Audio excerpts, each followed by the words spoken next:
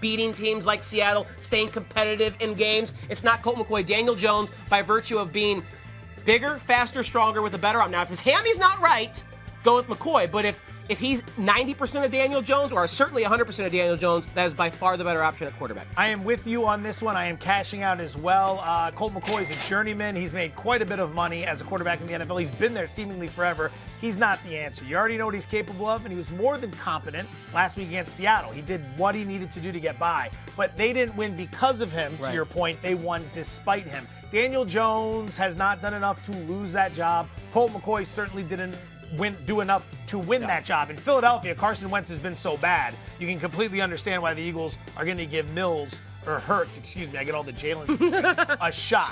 But in this situation, Daniel Jones has not been bad enough. Colt McCoy has not been good enough. So we move on to number 3. Let it ride or cash out. With a record of 2-4 and the Ohio State game canceled this season due to COVID, Jim Harbaugh will coach at the University of Michigan next year. Okay, our producer Weimer is going to be really scared about me doing this. I'm going to say cash out. Okay. And I'm going to use the point that he's going to be there even though he should not. He does not deserve, but he hasn't deserved to be there basically the last 2 or 3 years. He doesn't beat Ohio State. He doesn't beat Michigan State. He doesn't qualify for the college football playoff. This isn't Missouri. This isn't Tennessee. This isn't Mississippi State. This is Michigan. This is a blue blood. This is supposed to be a program on par with Ohio State. They have not been in any way, shape, or form on par with Ohio State in any moment that Jim Harbaugh has been there. So I'm cashing out on him being there next year. He should not be there, although I kind of think he will be. So what was your answer? I cashed out. You cashed out. Yes. You think? Oh wait, no, I was supposed to let it ride. No, I screwed that up. I was supposed to let it ride. He will be there. He shouldn't be there. The sound effect was good. He will be there. He shouldn't be there was my point. That's should have fired him such a years ago. chicken, you know what answer. Just by dodging. It's okay, like, what well, do you got? Should happen. I'm just cashing out. He's not going to be there next year. He's only got 1 year left on his deal, so it's not going to be a huge financial blow to Ann Arbor to get rid of Jim Harbaugh. He's been in Michigan for 6 years. He has 0 playoff appearances. He is 0-5 against Ohio State, which is a cardinal sin. Yes, exactly. He has 1 bowl win in 5 tries, and it was in his first season, and it was the Citrus Bowl. Shout out the Citrus Bowl. I love you on New Year's Day. That's not going to cut it for Jim Harbaugh. By the way, there could be as many as 9 NFL head coach openings. You don't think he'd want to go to the Jets and coach Trevor Lawrence, or go to the Chargers and coach Justin Herbert? Those are organizations that are a disaster. Go right down the block to Detroit. They need a head coach. I don't know if anyone wants to coach in Detroit, but let it ride or cash out. Number 4, James Harden on the Philadelphia 76ers makes them the Eastern Conference favorite. I know the big question is, how do you share one basketball amongst Ben Simmons, Joel Embiid, and James Harden? But if Harden joins, he dominates the ball. Ben Simmons doesn't need the ball to be effective, and Joel Embiid operates in the post. Harden can do his step-back threes all day, still feed a lob every few possessions into Joel Embiid. Defensively, that'd be the best team that Harden ever played with. Simmons is awesome defensively. Embiid's awesome defensively. Matisse Thybulle is awesome defensively. Now, some of these pieces may need to go to Houston. Oh, you think they might trade something away? But I do think ultimately it would be the triumvirate, the three-headed monster of Harden, Simmons, and Embiid with a bunch of role players. And I do think that would be the favorite because Harden and Simmons are a fascinating combo to me. Simmons can be awesome defensively, doesn't need the ball in his hands because he can't score or shoot. Harden does all that, and then Simmons runs the break, and Embiid does everything in the paint defensively. They would be better than, to me, on paper, Milwaukee, Boston, and Miami.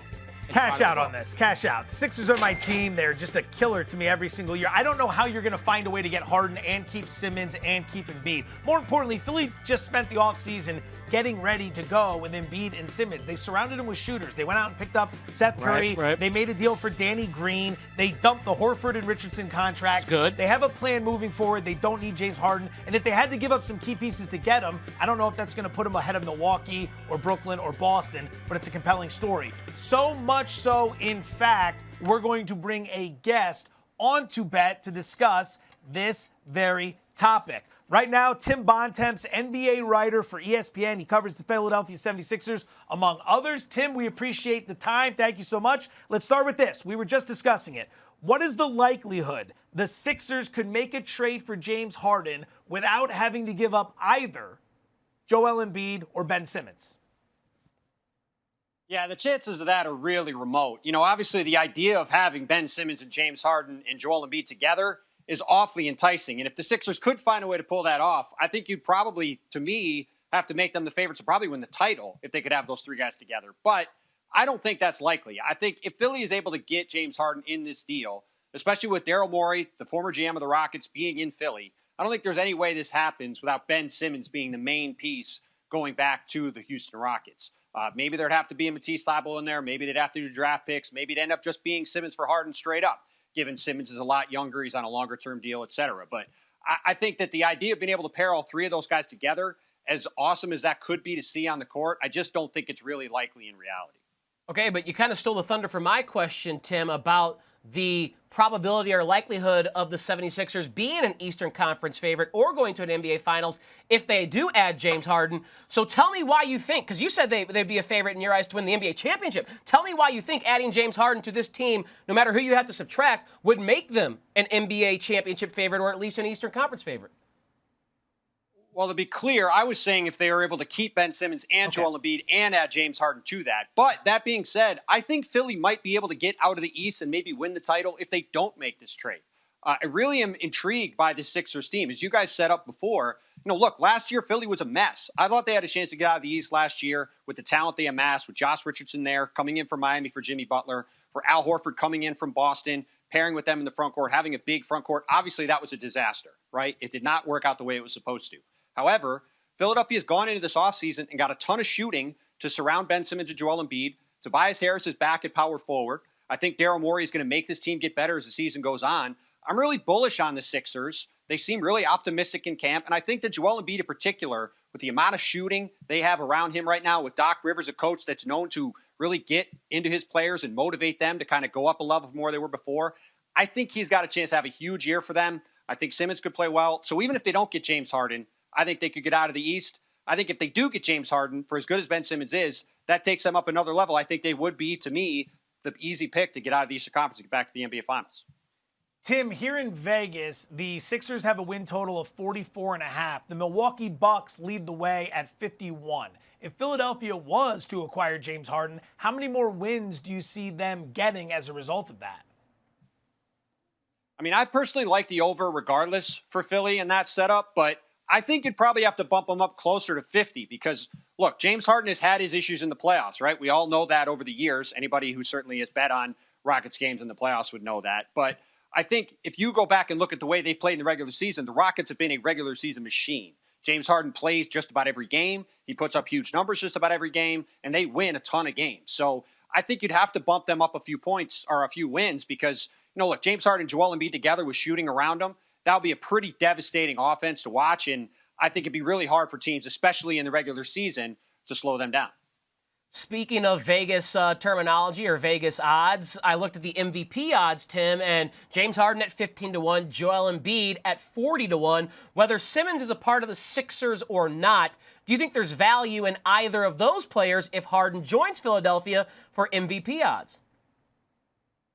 I really like Embiid's 40-1 odds, kind of regardless. And I think if Harden went there, I think Embiid would be the guy I would probably go with. I mean, for one thing, Harden's won MVP before. He gets traded out of Houston to Philly, right? It's kind of hard to see a guy in that scenario winning MVP. But look, Joel Embiid is good enough and talented enough that if he is motivated and locked in and healthy all season, he could be the MVP and Defensive Player of the Year in the same year. Like, he is that level of talent.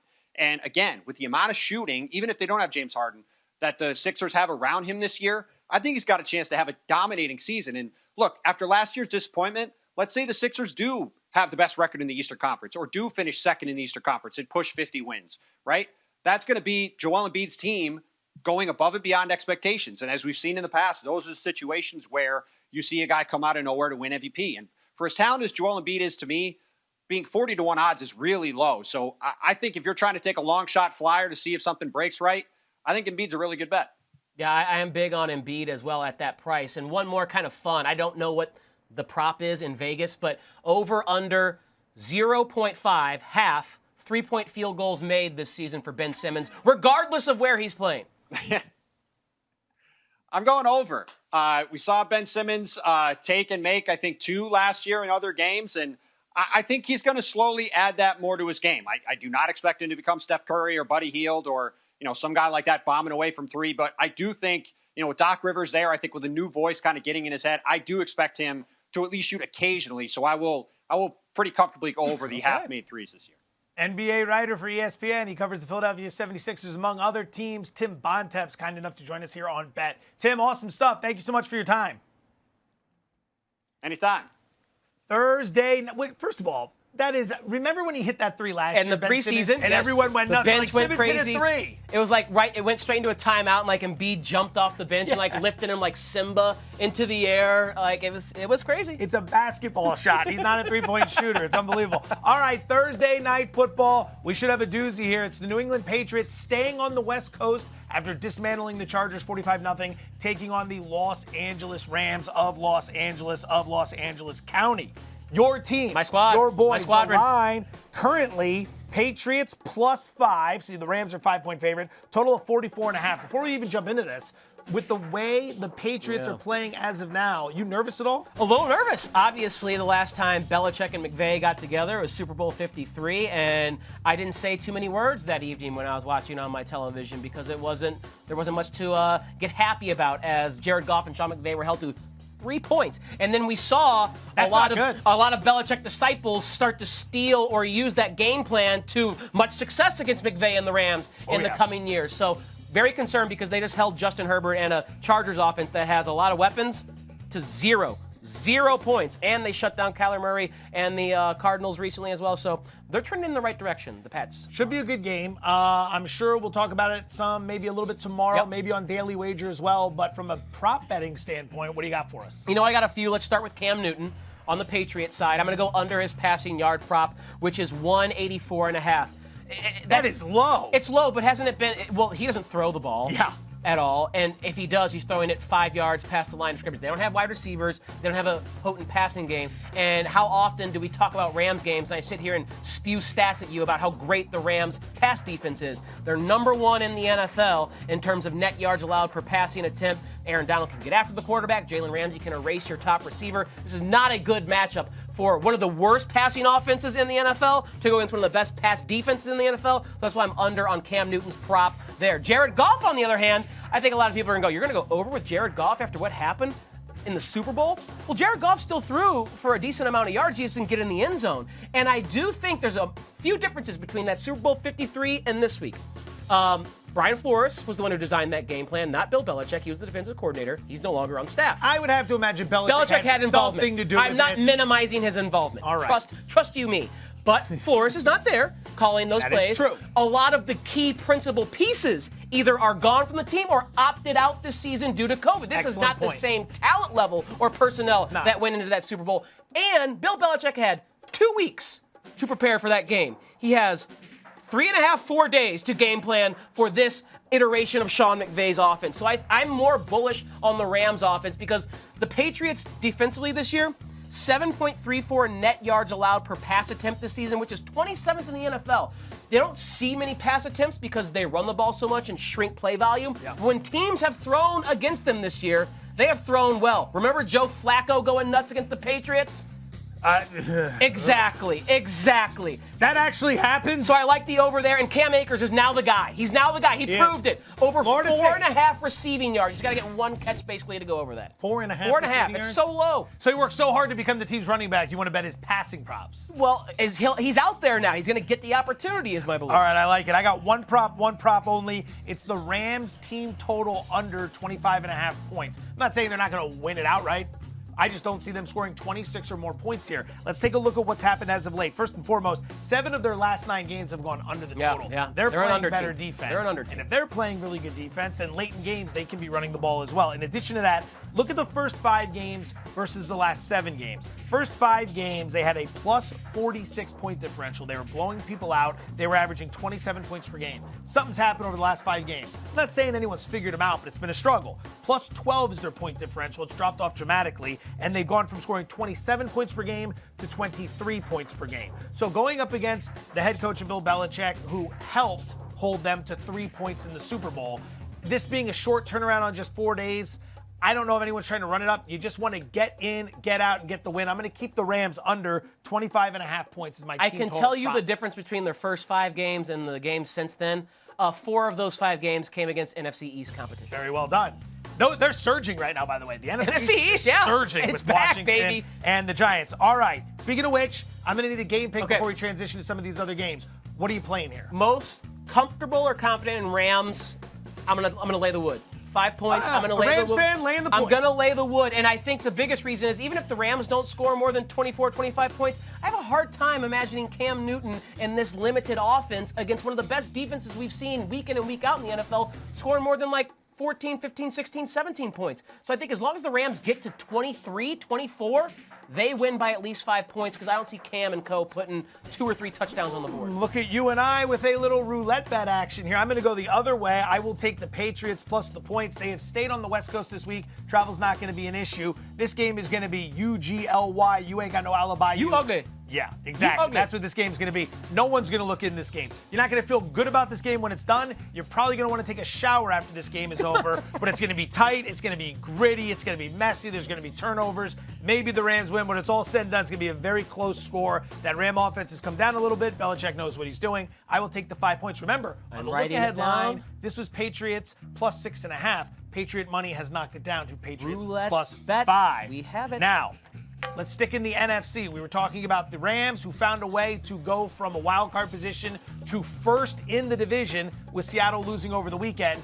Speaking of 2 teams they could run into in the playoffs, Minnesota and Tampa Bay scheduled to do battle at Raymond James Stadium this Sunday. Tampa's laying 6.5, total of 52. This could be a meeting of 3 and 6 seeds once the playoffs all shuffle themselves around. Actually, probably not. I was thinking about something for later on, with the Rams possibly being the 3 and the Bucks possibly being the 6. Before we get into the game, if you were, as the Rams fan you are, knowing that you were going to get the Buccaneers in the first round of the playoffs, how would you feel about that? I mean, they already beat them once this year, but I would much rather see a different team. I think the Buccaneers do match up well with the Rams when they're right. I don't think Tom Brady played his best game, but that's credit to Brandon Staley and the Ram defense. A team like the Vikings, another team that would sneak into the postseason, a much easier matchup than the Buccaneers, who can be dangerous when they play the right game. All right, so as we work our way through this, Tampa Bay is coming off the bye. They have a fantastic schedule the rest of the way out. They could run the table. Maybe they don't catch New Orleans, but they put themselves in that 5 speed, which would give them the NFC East. Look at this. That old 5 Minnesota, speed, huh? Is that the kind of 5 speed? It was like I was 5C? halfway to the word, and then I finished it. I was like, it doesn't sound good. We'll see if I get called on it. And I got called on it. I get it. 2 games with Atlanta. Mark those up as W's. The Falcons will find a way to do what they do. And then there's the Lions. Very feisty after beating the Bears. So this they're weekend. favored all the way home. Yeah, they should be in really good shape, especially since they're coming off the bye.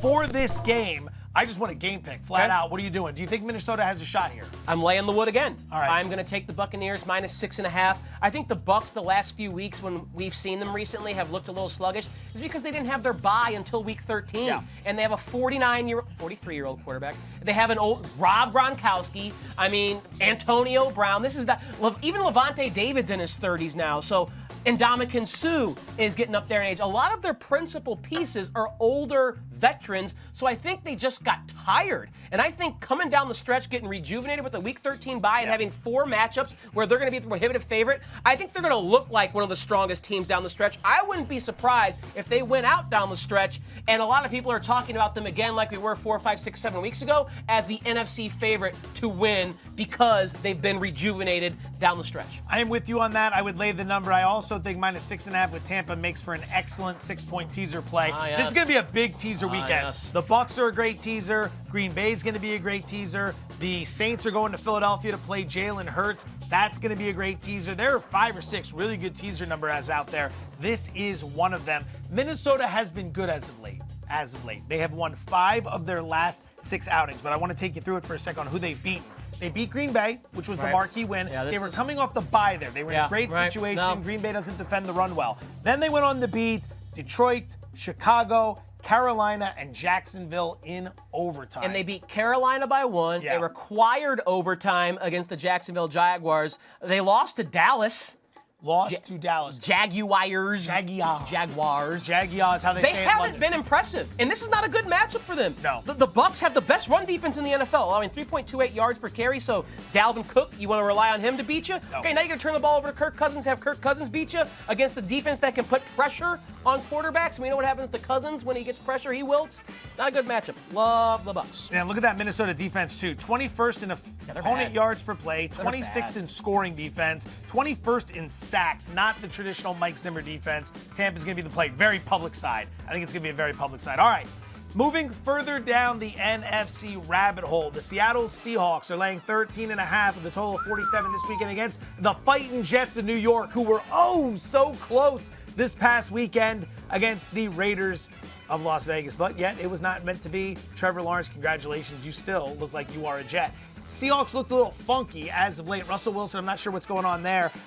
They went from, I think it was the 3 seed and leading the division all the way down to the wild card spot with that loss because the Rams won and took over that spot. Do you think something's wrong with Russell Wilson? I heard some people grumbling about that with the way the game looked. Is it just a bad performance or is something off here? The Giants have a good defense. They've been it's been a pretty good defense, even throughout the year. I mean, when the Rams beat them 17-9, they held the Rams to 17 points. So I don't think anything's wrong with Russell Wilson. I just think it's the natural ebb and flow of a season. He was so great at the start of the year. He's still great, still has Tyler Lockett, still has DK Metcalf, Chris Carson is back. I just think it's a natural ebb and flow. This is a get-right spot. We know the Jets can't stop anyone. So I'm fully expecting Russell to look like that MVP in this game. 13.5 is a lot to lay, though. 13.5 because my concern is the Jets have, surprisingly, kind of some weaponry to throw at a pass defense that I always talk about is the worst in the NFL. Denzel Mims is the rookie out of Baylor playing well. Rashad Perriman has found a kind of a second wind to his career after being a first-round washout elsewhere. And Jamison Crowder is like the ultimate slot god who always gets his yards there. Whether it's Sam Darnold or Joe Flacco, as long as Adam Gase isn't calling the plays, as long as he allows Dowell Loggins, one of his cronies, to call the plays, the Jets' offense has actually been okay. Dowell Loggins. They've actually been okay. So 13.5 is a lot to lay. I'll stay away from that. But I think both offenses can score on substandard defenses. So if I have to make a play on this game, I take the over 47. All right, so I'm torn here because the Jets stink. And I don't think that's me breaking news to any one of you. They're just terrible. I want them catching 13.5 on the other side of the country against a non-conference opponent who's very angry coming off their loss. More on that in a bit. Of the last 22 wins the Seattle Seahawks have recorded, so we're going back a few years, and it includes the postseason, how many of those 22 wins do you think have come by 14 or more points? 1? Exactly 1. Very well done. Cool. Exactly 1 game in their last 22 has come by 14 or more. They win a lot of games. Yeah. They don't win those games by a lot of points. So that gives me pause. Then this stat has me on the Seattle Seahawks. So last week, they were a double-digit favorite over the Giants, and they lost outright. The last 6 times, we've seen a scenario where a double-digit favorite has lost outright and then come back the next week to be a double-digit favorite again. The second time last out, 6 scenarios. 6-0 against the spread. 6-0 against spread. So we've seen this last 6 times we've seen it. I don't think it happens all that often. But if you go as a double-digit favorite, you lose outright, and then you come back as a double-digit favorite again, you cover. I find myself leaning to the Seattle Seahawks. That's a deep trend you dug up. That's Very a deep trend. I didn't really dig it up so much as steal it from Doug Kazarian earlier today, who mentioned it on Daily Wager. And then I thought, that sounds good. I will take that for myself for bet later this afternoon. Again, I will reiterate the spread. I think Seattle wins, but it scares me, 13.5. I'm going to go over 47. I think both offenses can score on these defenses. Just to hammer that point home, the Seahawks, 32nd. That's dead last in the NFL in pass yards allowed per game. The Jets, they're 31st.